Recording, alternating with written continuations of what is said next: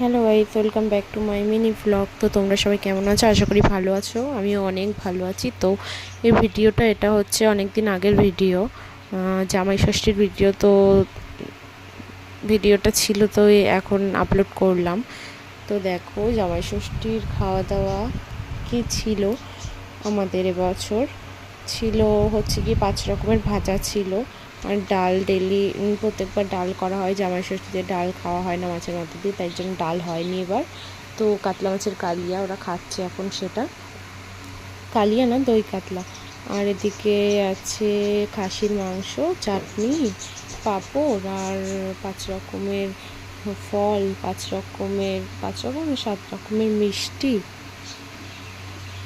এই দিয়ে দই ফই আছে। তো ভিডিওটা ভালো লাগলে অবশ্যই লাইক কমেন্ট করবে। তো তোমাদের জামাই ষষ্ঠী কেমন